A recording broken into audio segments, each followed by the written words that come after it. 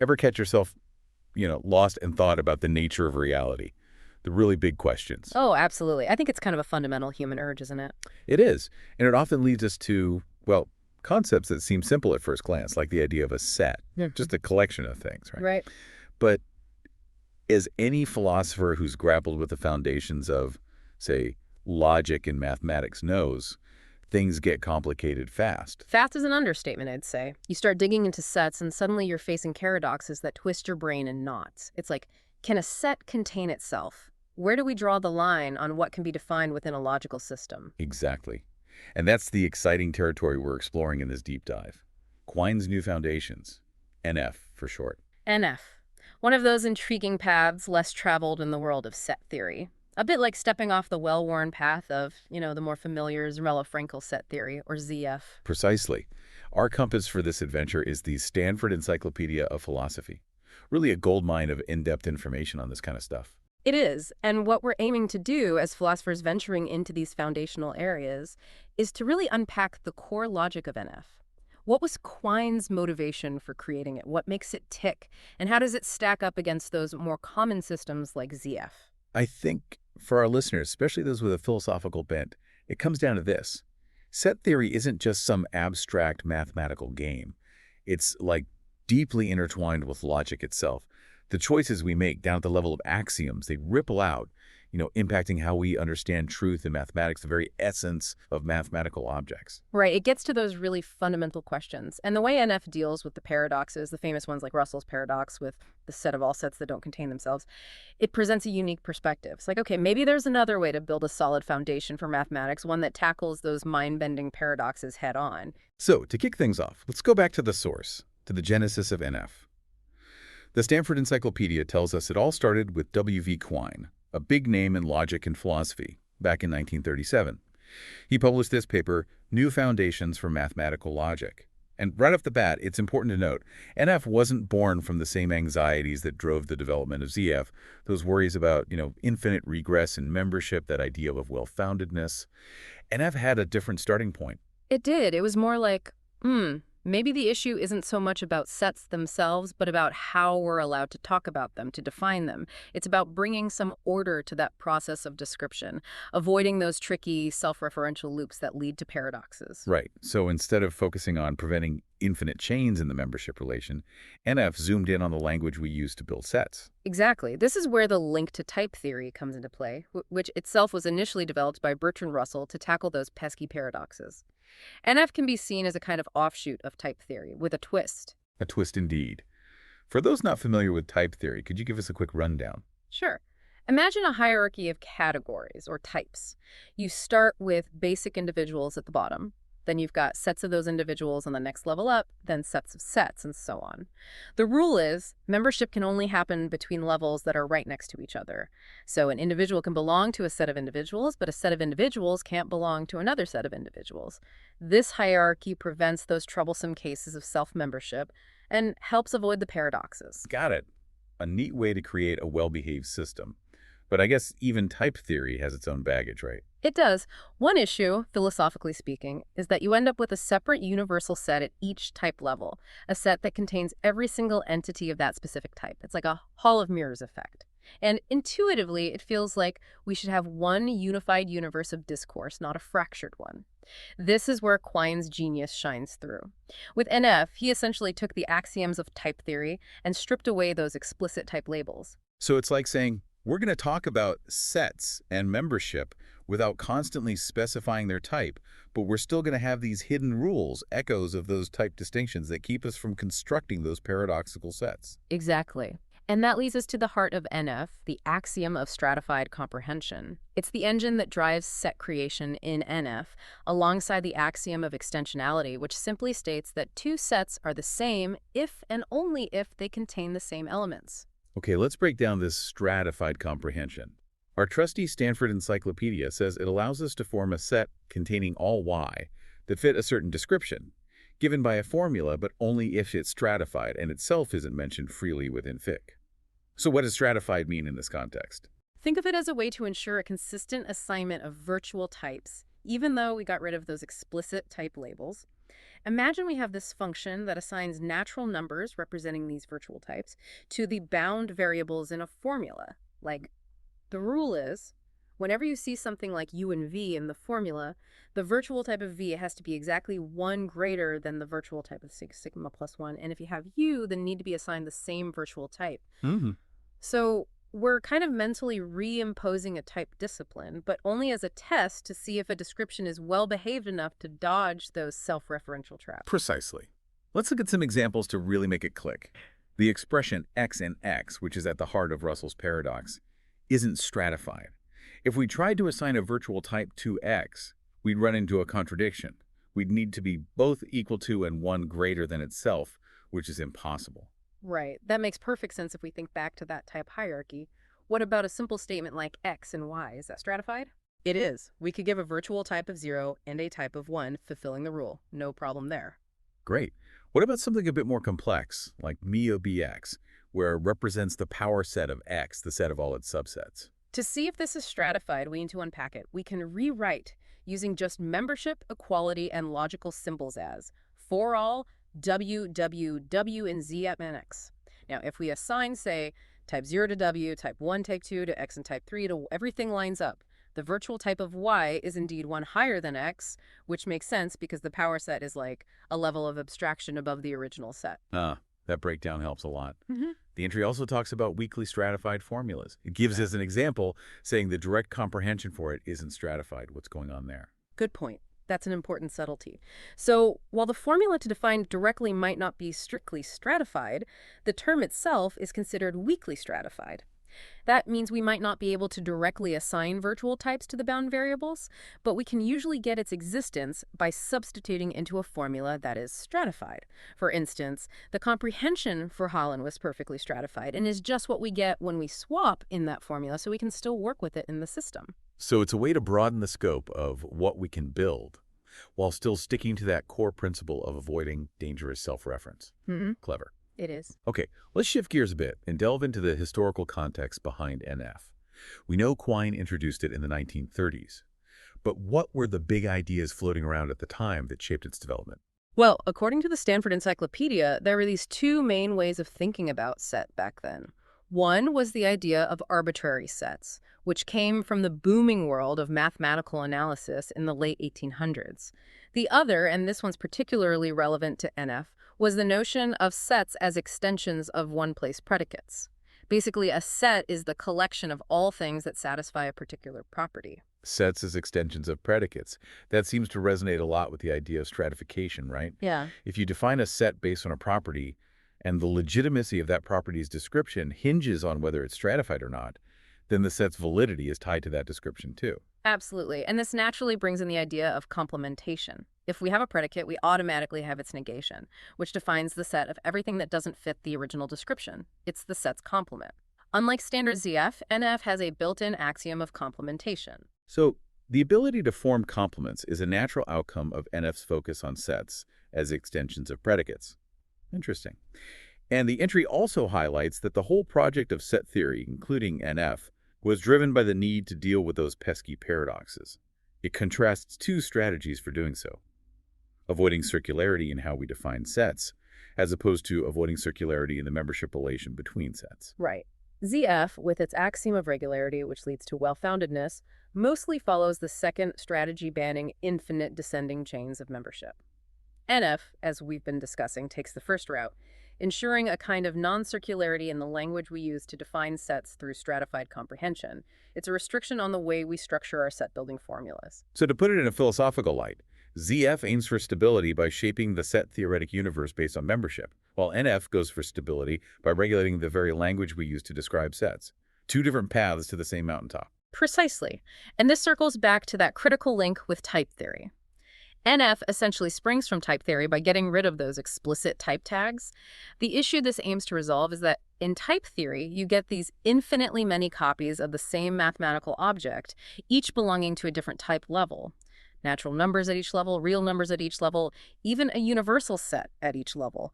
It's philosophically a bit awkward. You'd like to have one definitive set of natural numbers, one set of real numbers, and so on. Right. It seems a bit redundant to have infinitely many versions of the same thing.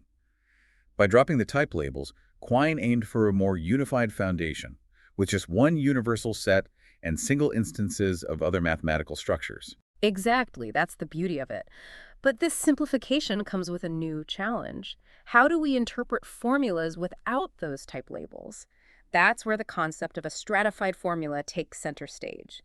It's a formula that could have been derived from a well-formed formula in type theory by adding type subscripts in a consistent way. So even without explicit types, stratification acts as a sort of safety net, ensuring that our set building conditions respect the underlying type safety that prevents paradoxes in type theory. It's like a ghost of the type hierarchy, lingering in the syntax to keep things in check. Clever. Now, what are some of the, well, weirder or unexpected outcomes of adopting this approach in NF? One of the most surprising departures is that Cantor's theorem in its usual form doesn't hold in NF. This is a big deal. Cantor's theorem is foundational to how we understand infinity. It states that for any set, its power set, the set of all its subsets always has a bigger size, a greater cardinality. The classic proof uses this neat technique called the diagonal set. The famous diagonalization argument. It pops up everywhere in logic and math. Why does it break down in NF? Because of stratification, of course.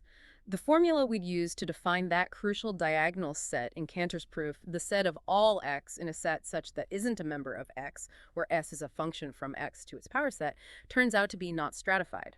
The condition, x note and xx, implicitly assumes that x and the elements of the power set are at different type levels, which isn't allowed without explicit types. So NF says, nope, can't build that set. So that seemingly fundamental relationship between a set and its power set gets shaken up in NF.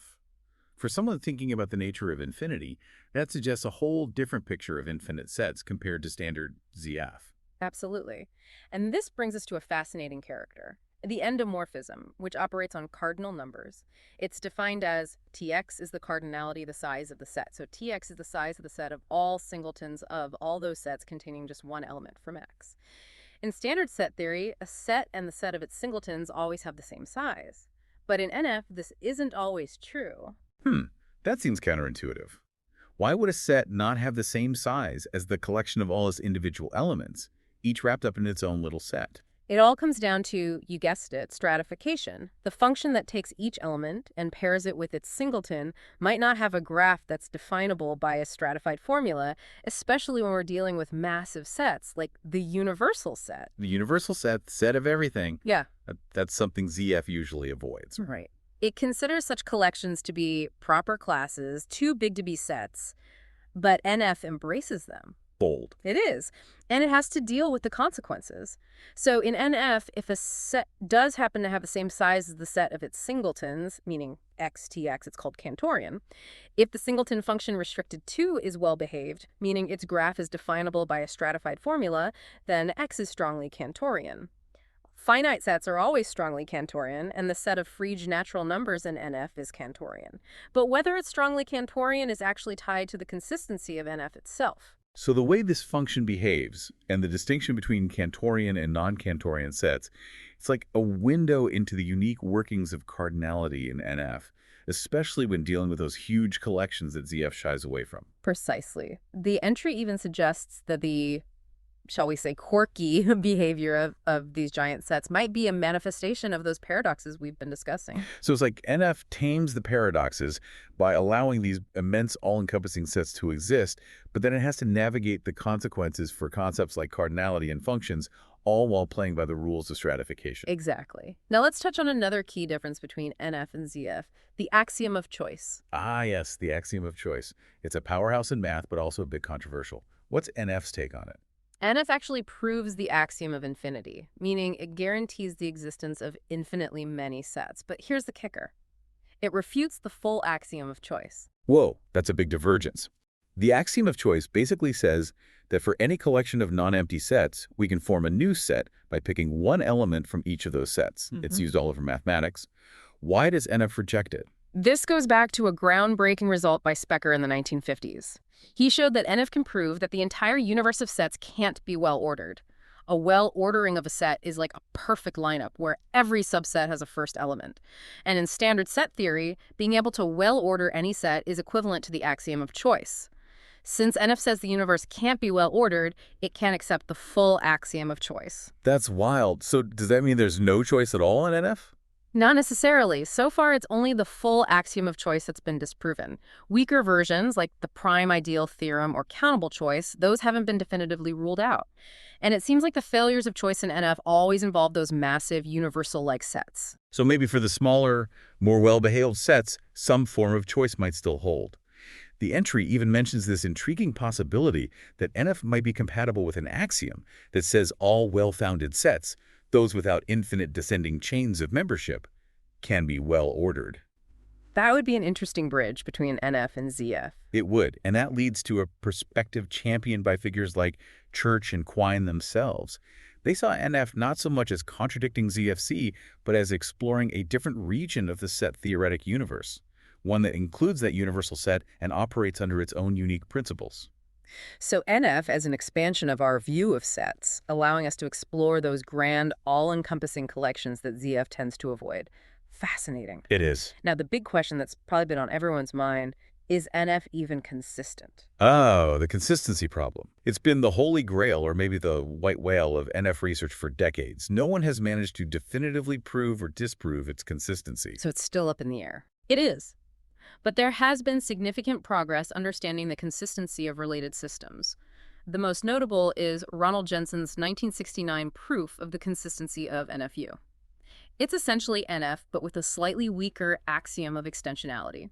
It allows for things called irrelemonte, entities that aren't sets themselves and don't have any members. So by adding these irrelemonte, Jensen was able to build a model showing consistency, but I guess it came at a cost, right? It did. NFU doesn't prove the axiom of infinity, and it doesn't refute the axiom of choice. It's a different beast. Right.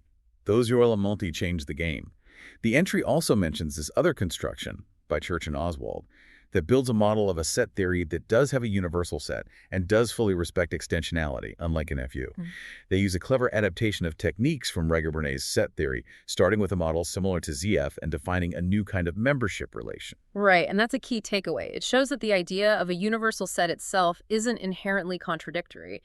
It's about how a system handles those potential contradictions, how it manages self-reference. Okay, let's wrap things up by considering the philosophical implications of NF and where it stands in the broader world of mathematics. Well, NF offers a radically different philosophical perspective on the very foundations of math. By welcoming the universal set and using the syntactic rule, stratified comprehension, to handle paradoxes, it stands in stark contrast to ZF.